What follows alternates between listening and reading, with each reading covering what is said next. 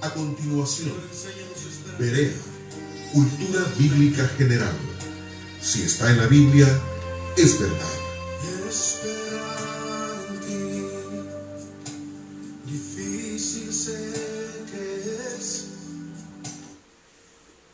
Buenos días, hermanos y hermanas, bienvenidos a esta nueva edición de Berea, Ministerio Berea, Verdad y Conocimiento. Gracias por estar con nosotros.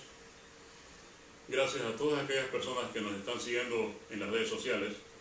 Les agradecemos su atención, su sintonía y al mismo tiempo gracias porque están participando en la obra del Señor, aunque sea desde sus casas y si no es presencial, pero lo estamos haciendo con lo que tenemos, con lo que somos y con lo que podemos, y estamos saliendo bien. Gracias, mi Dios Todopoderoso, en el nombre de Cristo Jesús, por aceptarnos esta ofrenda.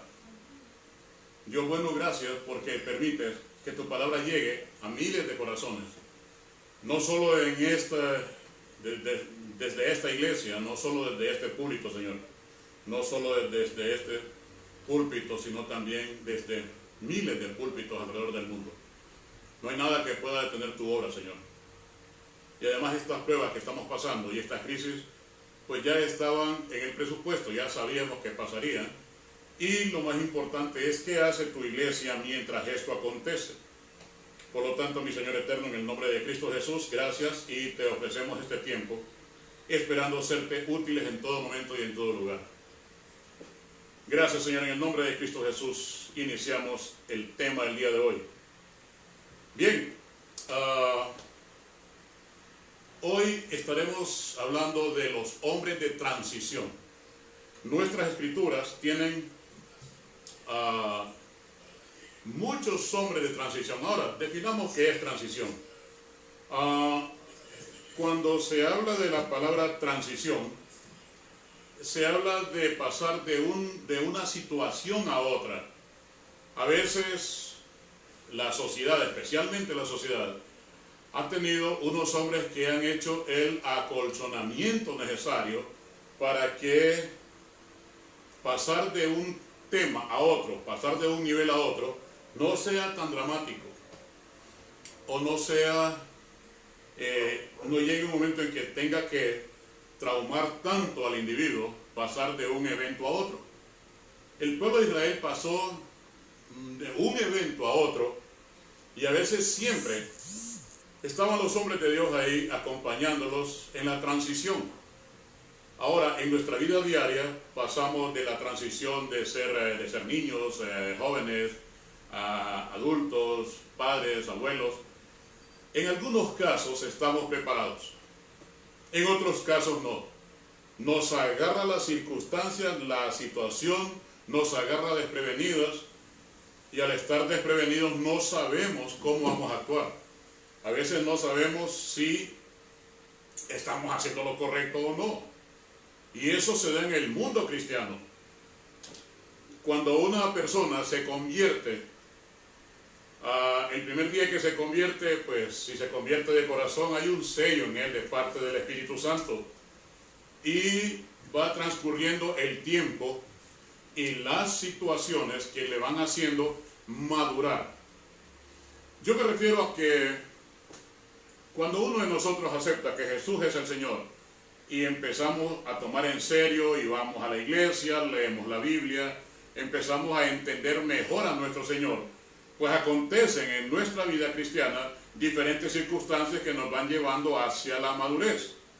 Primero andamos con el primer amor, segundo empezamos ya los discipulados, bueno, tercero compramos una Biblia y buscamos una iglesia, y así va la transición, va avanzando. Pero hay transiciones en el cristiano que son dolorosas. Por ejemplo, cuando se decepciona de una iglesia y se sale. Y la transición de ir de una iglesia a otra, para muchos es muy dura, porque están acostumbrados a su iglesia, a sus amigos, especialmente cristianos de que han buscado la iglesia como un club social. Cuando ya no están con sus amigos, esa lucha de ir a hacer más amigos a otra iglesia, a veces resulta tan duro que más o menos un 20-30% de los que se salen a una iglesia ya no vuelven. se quedan en el mundo o se quedan engañándose solos diciendo de que ellos hacen un culto familiar, tienen un altar familiar y su relación con Dios es personal. Y se van engañando de esa manera hasta que simplemente se enfrían. Y ya su vida no refleja nada lo que es una relación con Dios. A veces la transición, cuando vemos personas que estamos en una iglesia, la transición correcta y saludable es cuando yo siento que en esta iglesia ya no crezco, en esta iglesia hasta ahí llegó todo mi performance, todos mis estudios, todo mi crecimiento, ahí está estancado.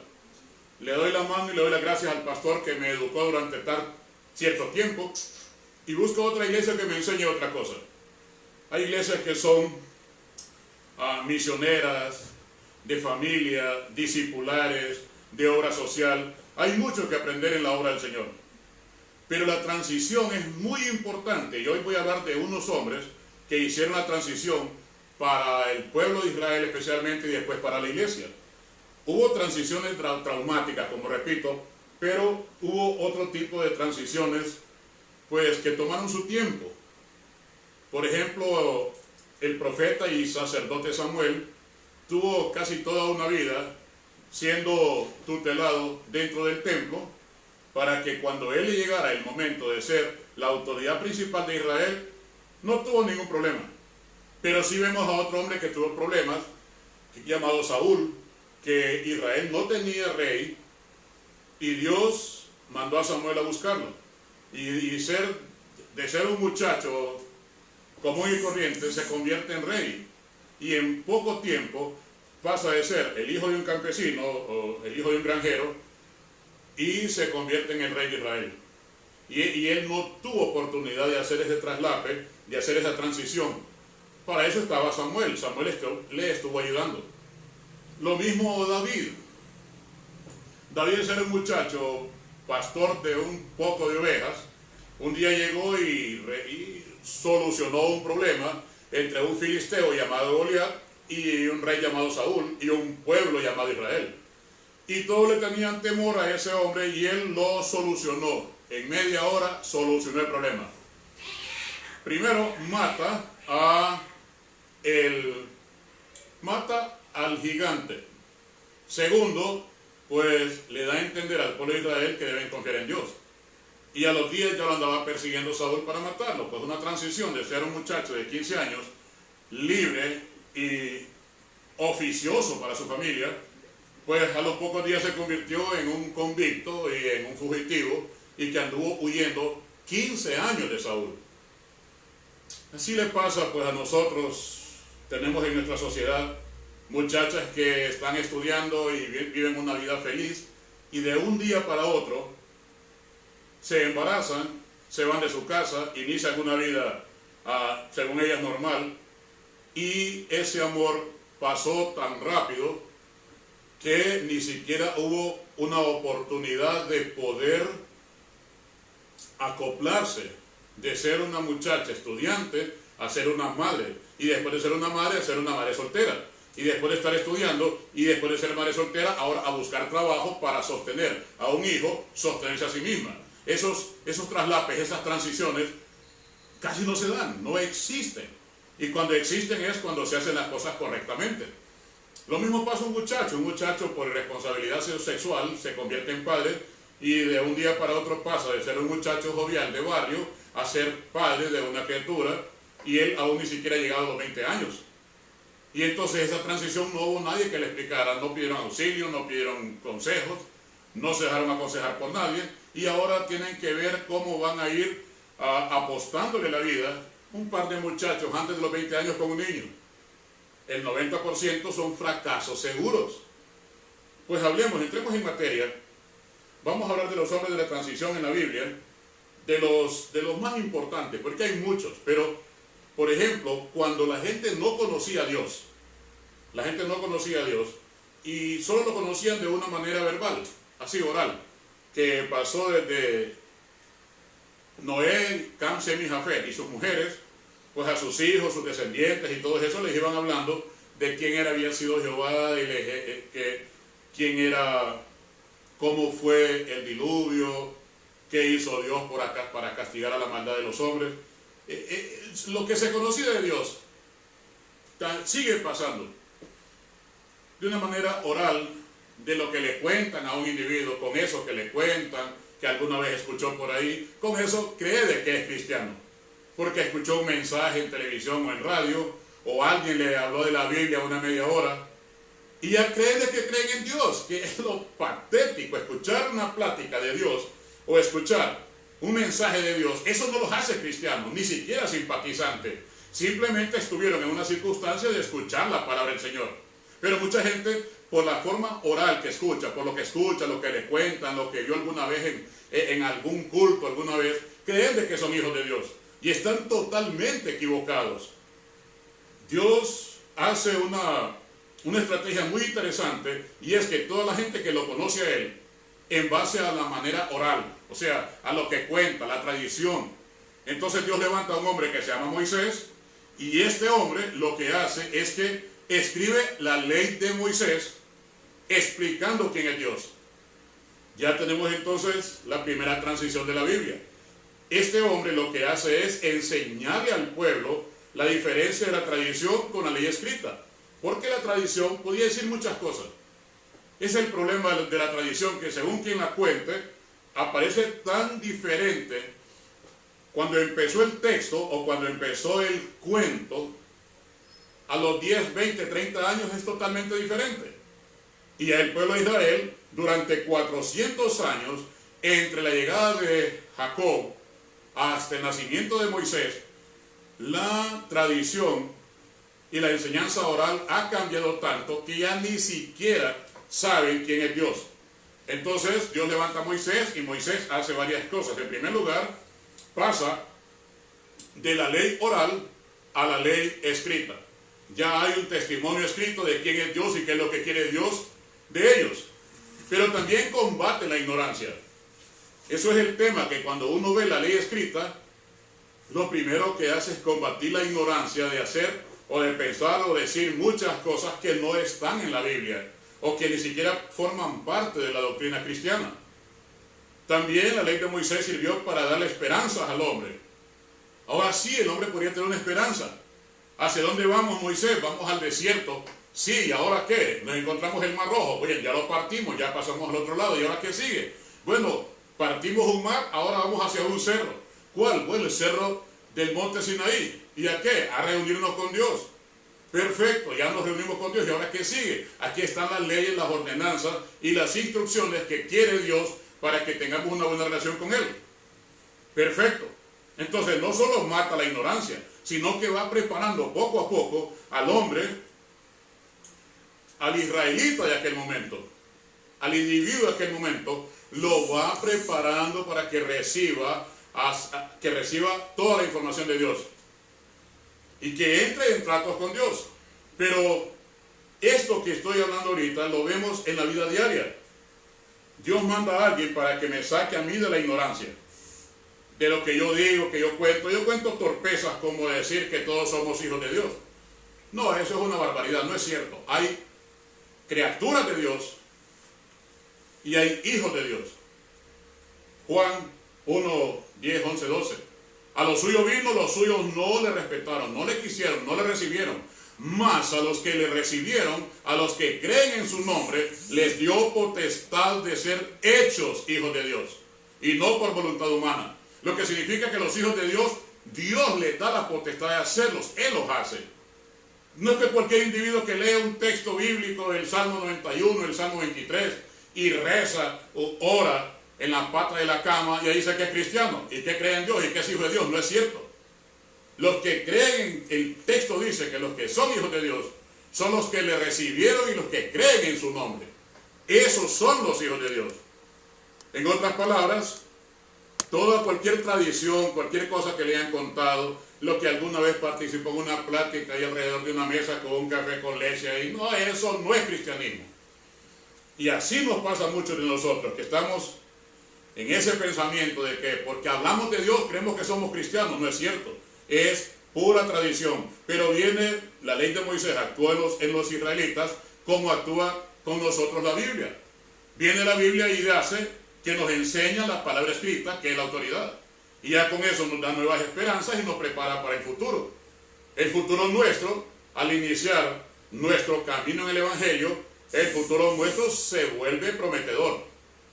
Ya tenemos un Dios, tenemos una salvación, tenemos una ciudadanía, tenemos esperanzas, tenemos una iglesia que nos alimente, que nos instruya, tenemos un Espíritu Santo que nos va guiando, que nos santifica, que nos sella, tenemos un Jesús Cristo, tenemos un Salvador, tenemos un Dios en los cielos, tenemos un cielo, tenemos una morada. O sea, todas esas esperanzas van al par de el arrepentimiento.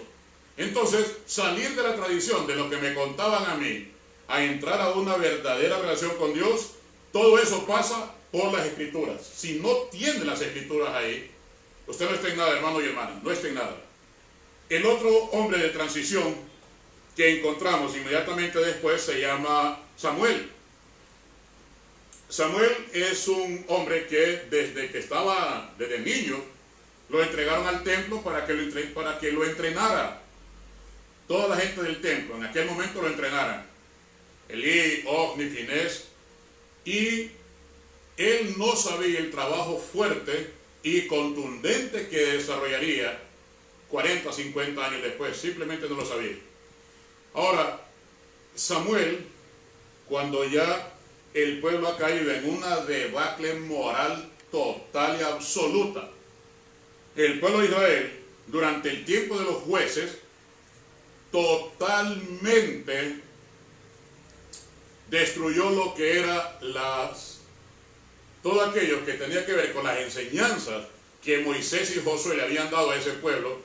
Pues simplemente hubo un momento en el que lo abandonaron la ley de Moisés y se dedicaron a la idolatría. Los jueces botaron todo el trabajo que había hecho Moisés. Ahora, ¿qué sucede? Dios levanta a un hombre que se llama Samuel, y este Samuel regresa al pueblo a los brazos de Dios. Hace una transición, saca al pueblo del oprobio moral, saca al pueblo de la ignorancia total, había una total corrupción espiritual en ese pueblo. Y en el tiempo de los jueces se hizo más palpable esa corrupción. De manera que aparece Samuel y pone orden. Samuel lo primero que hace es que saca al pueblo de esa gran debacle moral, de esa bancarrota espiritual en que vivía, y empieza poco a poco a llevarlo al conocimiento pleno de Dios. Pero las estrategias que lleva Samuel es predicar, enseñar, corregir, todo eso en base a la ley de Moisés. Y entonces este hombre Samuel saca al hombre de todas esas dificultades y lo lleva a conocer al Señor. Y para eso también escoge Dios y él crean una monarquía. Pasan de la juecería a la monarquía. Y estando en la monarquía, lo podemos ver ahí en Jueces, en primer libro de Samuel, cuando la gente pide reyes. Dios se queja de que no rechazan a Saúl ni a David, no rechazan a Samuel, ni a Ofni ni Finés, sino que lo rechazan a él. Pero aún así, Samuel recibe instrucciones y ya funda el Estado en orden.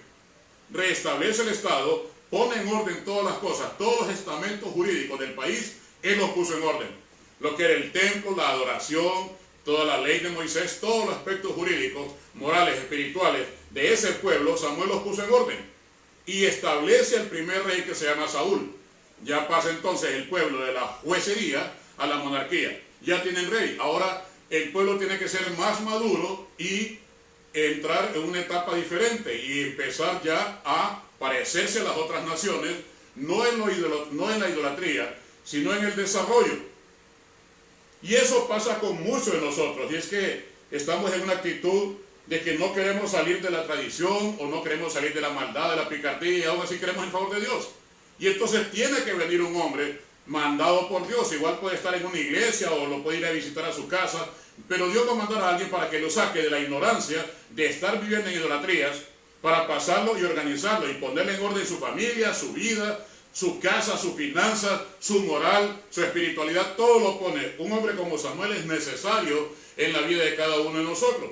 Y establece ya un rey. Samuel establece al rey Saúl, y cualquiera de nosotros que somos capacitados en la obra del Señor, somos capaces de establecer a un rey en la vida suya, a establecer el nombre de Jesús en su corazón. Y eso fue lo que hizo Samuel, estableció el nombre de Jehová Dios en el corazón de ellos otra vez porque lo habían perdido. Y ahí los dejó y empezaron a trabajar. Llegaron los reyes y echaron a perder todo. Los primeros reyes fueron correctos, Saúl medianamente, David, Salomón, Roboam en adelante, uno que otro, Josafat. Pero los demás fueron una desgracia. ¿Y qué? Vuelve a pasar lo mismo que pasó en los tiempos de Samuel. Ahora vuelve a pasar 500 años después de Samuel.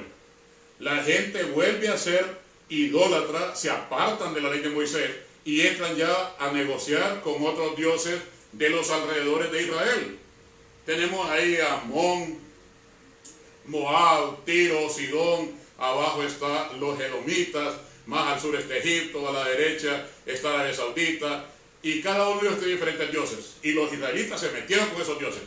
Baal Peor, Baal Zebú, Acera, Astarte, Milcón, Dagón, todos esos demonios fueron sus dioses. Dios los castigó primero a los del norte con los asirios. Vinieron los asirios y los castigaron. Tiglat-Pileser, Asurbanipal, Sargón, Senaquerib, Hammurabi, todos estos perdieron a la nación de Israel del norte. Y los del sur llegó Nabucodonosor, los conquistó y los llevó presos 70 años. ¿Por qué? Por idólatras, por haber perdido también el camino que les había dejado bien establecido Samuel. Y al estar ya presos, cautivos en Babilonia, empezaban a llorar. Y lloraban, incluso decían, ¿cómo cantaremos a Israel lejos de esa tierra? ¿Cómo vamos a cantar? Mejor que se sequen nuestras manos antes de tocar música a otros dioses, si no estuviéramos en Jerusalén. Llega en el año 70, se cumple la profecía de Jeremías, y Dios levanta a un hombre que se llama Ciro el Grande de Persia, y este hombre lo que hace es que los libera. ¿Y con quién los libera? Con 3 líderes. ¿Quién va al frente? Esdras. Y Esdras es el otro hombre de transición, que saca al pueblo del pensamiento esclavista para hacerlo un pueblo libre otra vez. Y Esdras restaura al pueblo de la idolatría. Y eso, lo que le pasa a cualquier persona que no quiere entender a Dios, va a tener trato con el diablo. Hay personas que quieren trato con Dios y quieren trato con el mundo. Quieren vivir con Dios, quieren vivir con el mundo. Y eso les pasó en los tiempos de Samuel. Y por eso en los tiempos de los reyes Dios los castigó. Ahora, estando lamentándose, así como se lamentan muchas personas el día de hoy. Hoy se están lamentando muchos que no tienen dónde congregarse. Muchos están extrañando las iglesias. Hay muchos, a mí me llaman y conversamos y todo eso. Pastor, extraño la iglesia. Pero cuando la iglesia estaba ahí, ¿por qué no la visitaba? ¿Por qué llegaba tarde? ¿O por qué llegaba de vez en cuando? Hoy que no tiene iglesia, está dependiendo de estar escuchando programas de televisión. O escuchando programas de radio, viendo programas de televisión o vía internet. ¿Será lo mismo? Pues no sé lo que siente usted. Yo me veo obligado por las circunstancias a predicarle vía redes sociales. Pero no hay nada mejor que predicarle al frente ahí, confrontarlo con su pecado o levantarle su perfil de un buen hombre. Nada mejor que abrazarlo en persona. Bueno, ahorita tenemos que abrazarnos vía celulares, vía internet, vía computadora. ¿Se siente bien? Usted que despreciaba su iglesia, ¿se siente bien ahora? En su casa, encerrado, que ni siquiera sabe leer la Biblia, ¿se siente bien ahora? Pues cuando pase esto, tenga la vergüenza y tenga la dignidad de volver a su iglesia. Y esta prueba la está mandando Dios para ver si usted añora su iglesia o no. Y si usted, que tanto cantaba coritos y que tanto amaba al Señor en una iglesia, veamos ahorita si lo sigue adorando en la soledad de su casa. Y si pasa este trámite de lo que Dios ha mandado y no vuelve a la iglesia, usted nunca fue cristiano, se ha estado engañando solo. Pero hay de aquellos hipócritas que dicen que aman al Señor, pero no se rigen por sus escrituras. Así que, ¿extraña su iglesia? Pues sí. Estos israelitas extrañaban a Jerusalén. Y mientras vivían en Jerusalén, no les importaba la ley de Dios, no les importaba la ley de Moisés. Lo que les importaba era hacer sus propios negocios. Ahora que están esclavos, no tienen libertad, no tienen dinero, no tienen a Dios. Ahora sí están llorando. ¿Qué decían? Nos sentábamos mejor a las orillas del río Tigris y del río Éufrates a llorar. Y sollozábamos recordando Jerusalén. Así como sollozan muchos de los que están ahorita recordando su iglesia, recordando sus pastores, recordando los líderes, recordando sus amigos. Muchos están llorando porque no los pueden ver. Muchos están llorando porque nadie les pone una mano encima a orar por ellos. Ahora todas las oraciones son vía internet. Pues el poder de Dios es igual. Pero ¿siente usted lo mismo? Que llegaba tarde a la iglesia. ¿Siente lo mismo ahora que no tiene iglesia? Y que tiene que estarme viendo a mí a través de las redes sociales. Yo sí los extraño. Pero gracias a mi Dios me da el carácter de seguir trabajando. Aún desde mi casa sigo trabajando todos los días. Predicando, dando clases de Biblia, orando por los demás. Yo sigo trabajando. Pero usted que siempre fue bien cínico con su iglesia, ¿qué siente ahora? ¿Está bien sin iglesia? Entonces nunca fue cristiano. Y si añora su iglesia, pues aprenda la lección. Mucha gente sabe de que nadie toma en serio lo que tiene hasta que lo pierde. Ahorita ya perdió su iglesia y hay posibilidades de que ni siquiera vuelva a existir la iglesia. De seguir esta situación, todos los grupos de más de 10, 15 desaparecen. ¿Ya está listo usted para tener su propia iglesia en su casa? Bueno, solo Dios sabrá. Pues Él restablece la libertad, le da la dignidad a la gente y pues vuelve poco a poco a enseñarle a este pueblo que esperen al Mesías. Y Esdras prepara al Mesías y le devuelve la identidad al pueblo. Ahora, ¿qué sucede? Pues sucede lo que siempre tenía que suceder. Que las profecías decían que vendría el Mesías y viene el Mesías. Otro hombre de tradición. Y este hombre de transición, Jesús Cristo, cumplió las profecías que se hicieron en él. Y él fue un hombre de transición. Sacó al pueblo de la ley de Moisés para meterla directamente con la gracia. Eso significa que y convirtió a un pueblo idólatra, pagano, hipócrita, como el pueblo de Israel, lo convirtió en un pueblo salvo. Él mismo lo dijo, no he sido enviado sino a las ovejas perdidas de la casa de Israel. Hizo las tres cosas que se le fue comisionado. Jesús en la tierra demostró cómo era Satanás, exhibió a Satanás, fundó la iglesia y al mismo tiempo abrió el cielo para todos nosotros. ¿Qué le dice eso, hermano y hermana? Que el cielo estaba cerrado. Aunque usted diga que es cristiano o cristiana, aunque usted crea en su corazón, pero los frutos que usted muestre son los que van a demostrar si realmente usted es o no es hijo de Dios o hija de Dios. Dios le demostró a la gente que no era por estar haciendo obras que iban a ser salvos. Y no era porque como que recitaran grandes oraciones. No, obediencia quiero, no sacrificio, decía Jesús. Y en todos los 4 evangelios vemos a un hombre llamado Jesús de Nazaret, un Dios hecho hombre, luchando para que el pueblo entendiera que hay un Dios en los cielos, luchando para que entendieran que hay un futuro mejor para cada uno de nosotros. Y ese es el problema, cuando nosotros hemos tenido la oportunidad de ser útiles para el Señor, de ser personas cultas, de estudiar, de saber, hemos preferido hacer otras cosas. Hoy muchos se están arrepintiendo de no haber recibido discipulados. Muchas, pero muchas, le hablo millones de personas alrededor del mundo, están con una Biblia abierta. Ahora sí ya están viendo para el cielo. ¿Qué significa entonces? ¿De que ahora sí creen en Dios? Ahora que están encerrados, que no hay para dónde agarrar y que la comida se está acabando, ¿ahora sí creen en Dios? Ahora ya no es sus placeres. Ahora sí están creyendo en Dios, perfecto. Pero ¿cómo se lamentan de no haber puesto atención a las clases de Biblia?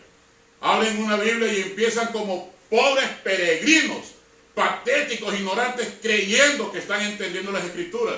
Y como no saben nada, nunca estudiaron para poder entender mejor al Señor, se quedan sostenidos de una manera lamentable en el Salmo 91, en el Salmo 23, en textos como Jehová mi pastor y nada me faltará.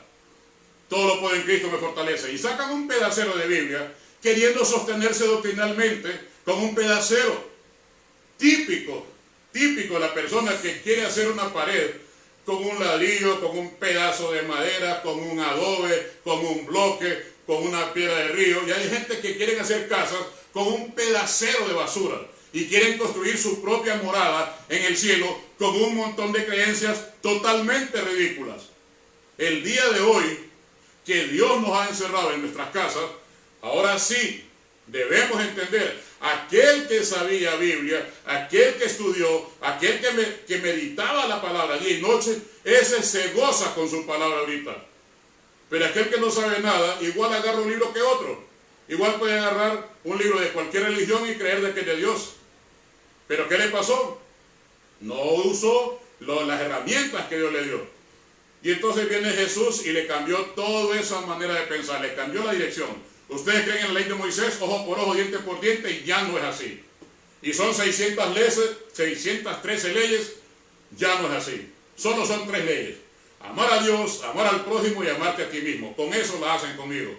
Y empezó a enseñarles lo que es el regreso al cielo. Y fundó la iglesia y dejó una gran cantidad de discípulos que se convierten en apóstoles para que lleven el mensaje. Y eso fue lo que hizo Jesús.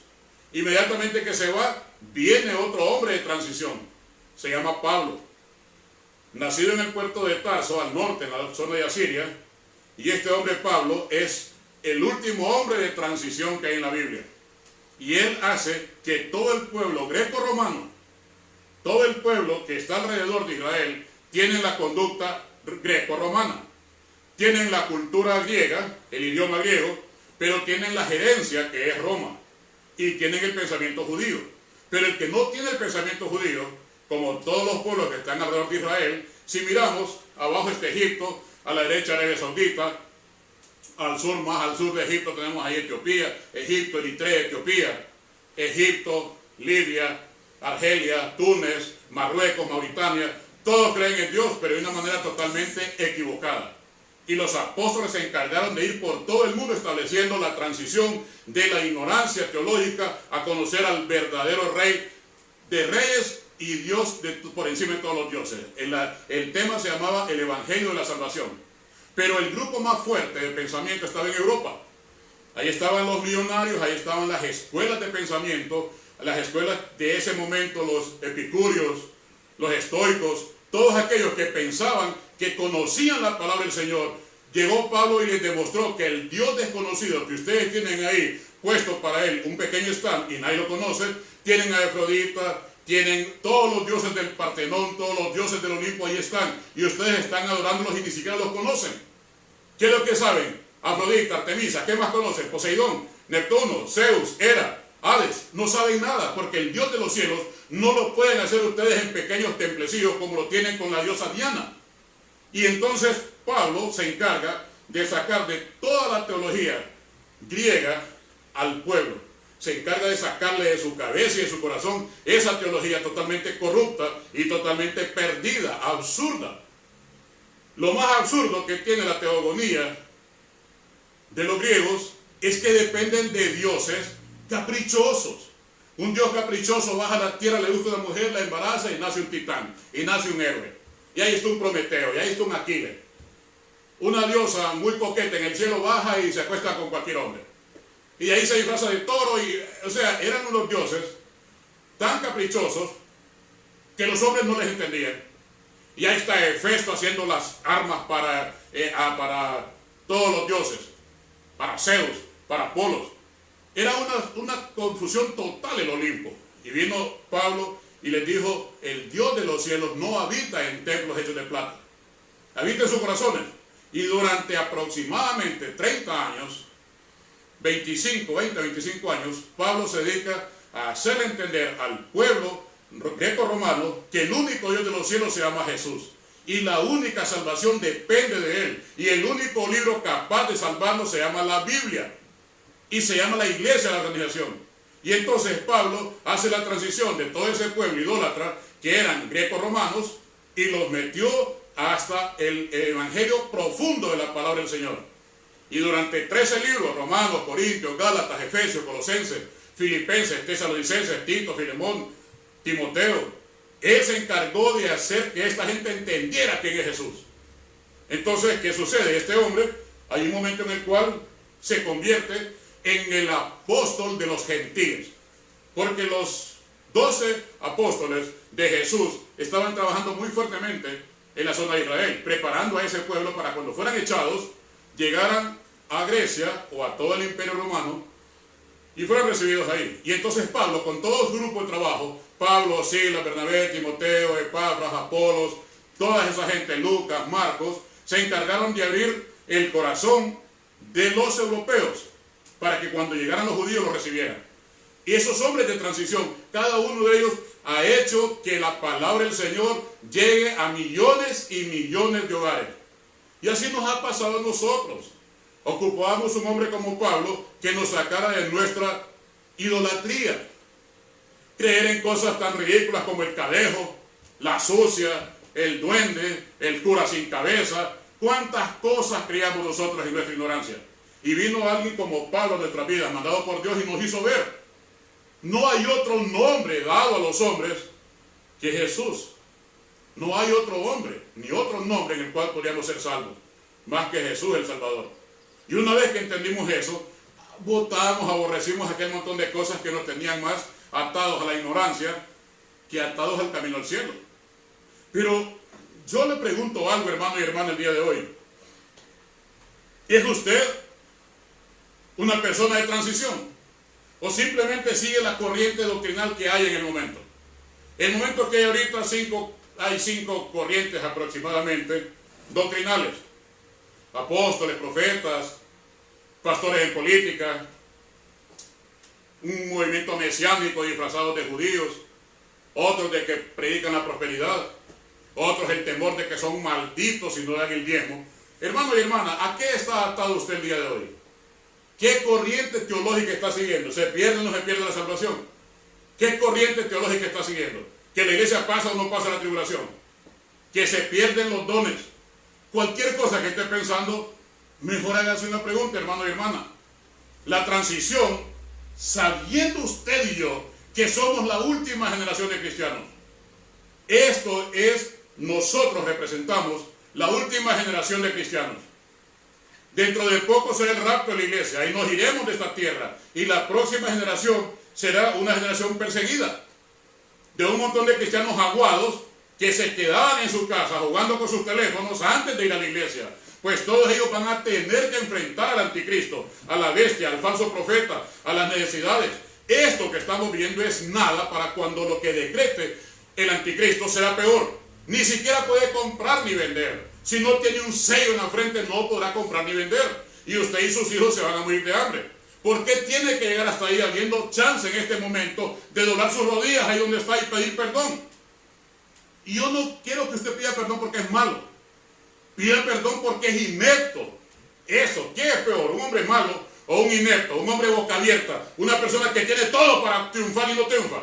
¿Qué es peor? ¿Un malo o un inepto? ¿Un indolente? ¿Qué? ¿Un incapaz? ¿Qué es peor? Para mí es peor un indolente. Una persona incapaz. Una persona que no le interesa superarse. Para mí es peor esa persona. Es peor que cualquier virus, un individuo conformista que no avanza en su vida, que se queda con los mismos 5 versículos y que los anda masticando por todo el mundo creyendo que es cristiano. Es peor para mí una persona conformista que no se mueve de donde está por no trabajar, por no pagar el precio. Pues qué lástima que personas así tengan que quedarse. Sin ser malos van a tener que quedarse a enfrentar al anticristo. Pero entonces usted es llamado a ser hombre o mujer de transición. Le pregunto, usted contéstese ahí donde está. Ahí en el rincón de su cama, ahí en la intimidad de su hogar, ahí. Pregúntese, hemos visto todos los hombres de transición. Pues llegamos a la última transición, que es esta iglesia. La iglesia del siglo XXI. La iglesia de 2000 años después de Jesús. Y esta es la iglesia que tiene que dar respuestas. ¿Y qué respuestas está dando esta iglesia? Todas desunidas. Todas cada quien buscando su propio provecho. Les dijeron de que si estaban cerca de otra persona se pueden contaminar. Ya ni siquiera hay saludos entre personas. Se perdió la cordialidad. Aún siendo cristianos, le tienen más miedo a un virus que a la palabra del Señor. Entonces, ¿qué? ¿Nos separó como iglesia esto? Pues sí. Los pastores seguimos luchando desde nuestras casas porque tenemos que respetar las autoridades. Y si yo salgo a predicar en la calle, no hay nadie que yo le predique. Pero aquí se está demostrando quiénes son cristianos de corazón. Aquí se demuestra quiénes aman a su pastor, quiénes aman a sus líderes. ¿Qué pastores aman a sus ovejas? Pastores que me están viendo y escuchando, ya llamaron a sus ovejas, ya saben si tienen comida, ya les mandaron recargas aunque sea para orar juntos. Gente que me está escuchando ya se preocupó si su pastor ya comió. Tanto que le dice en público que lo ama y que da la vida por él, ya le mandó siquiera una libra de azúcar a su casa al pastor. Piense, somos la última generación de cristianos. ¿Qué ejemplo le estamos dando a las generaciones venideras? Iglesia escondida, iglesia miedosa, temerosa, cobarde, iglesia que ni siquiera ahorita ya es el punto de que ya cada quien salva su pellejo. Ya aquí ya no hay de que, bueno, vamos a ver qué hago. No, en estos últimos instantes de esta predicación, quiero decirle, ¿qué va a hacer con su vida? ¿Está listo usted para vivir esta crisis y salir adelante de esta crisis? ¿Qué está haciendo usted por la iglesia del Señor? Pues bien, yo cierro con eso. Que si usted y yo somos hombres de transición, somos hombres y mujeres de transición, pues revise. ¿Cuál es la transición suya? ¿Hacia dónde? ¿Qué le va a dejar a las otras generaciones? ¿Transición de qué? ¿De la iglesia ignorante de 2000 años después? ¿Qué transición? ¿Hacia dónde? ¿Hacia la muerte? ¿Hacia esconderse en cuevas como se escondían los hebreos en los tiempos de los filisteos? ¿Ahorita está protegiéndose o está escondido? Ahorita está creyendo en Dios para que lo saque de este, porque no solo el tema de la salud, también los negocios, también la economía, todo, incluso hasta la salud mental de muchas personas encerradas en un cuarto pequeño, 4 o 5 personas encerradas ahí se van a enloquecer. Les hace falta la comida, les hace falta el agua, momentos de mucha calor. Ahorita que están renegando de Dios, la palabra dice que vendrá mucho calor y la gente renegará del Señor. Sin agua, con calor, sin comida, sin libertad y sin salir y una amenaza de un virus, estamos cabales. Y solo aquellos que creen en el Señor viven y permanecen para siempre. Así que lo animo, analícese. ¿Quiere usted ser parte de la generación de transición? ¿La última generación de cristianos? ¿Quiere ser usted parte de ellos? ¿O va a estar siempre con una actitud indolente? Solo usted sabe. Oremos. Dios bueno, en el nombre de Cristo Jesús, te agradezco este tiempo que me has permitido para poder llevar tu palabra a todas aquellas personas que la quieran y que la necesiten. También Dios te agradezco que nos des el denuedo y la fuerza de predicar aún en circunstancias difíciles. Que nos des la oportunidad de llevar tu palabra y en este momento te pido, Señor, que todas aquellas personas que no te han recibido en su corazón, ahí en su casa, con el Espíritu Santo de testigo, entiendan de una vez que fuera de ti nada pueden hacer. Te pido, Señor, que le hagas entender a todo alrededor del mundo, a toda la gente, que no van a ir a ningún lado. Y lo único que les espera es el horrendo pasaje hacia un infierno eterno. Por eso, Dios, el día de hoy no solo te agradezco por mi vida, la de mi familia, la de la iglesia que manejo para ti. También te agradezco que estás poniendo el deseo de conocerte más en miles de personas. Y espero, Señor, te lo suplico, que perdones a esta nación, que perdones a cada uno de nosotros, que nos levantes esta crisis, esta peste, Señor. Que tengas misericordia de nosotros, para que nos des oportunidad de cosechar, porque esto es una crisis, es una pandemia, pero también es un lugar de campo blanco, Señor. De aquí saldrán muchos nuevos cristianos de esta crisis. Por eso el día de hoy, Señor, te pido que levantes esta crisis ya y empecemos a recoger y a cosechar a todos aquellos corazones constrictos y humillados que se dieron cuenta que fuera de ti no pueden hacer nada. Solo bastó encerrarlos un mes, quitarles sus comidas, su libertad, y entendieron, Señor, que son tan débiles que no pueden caminar un mes entero sin tu presencia.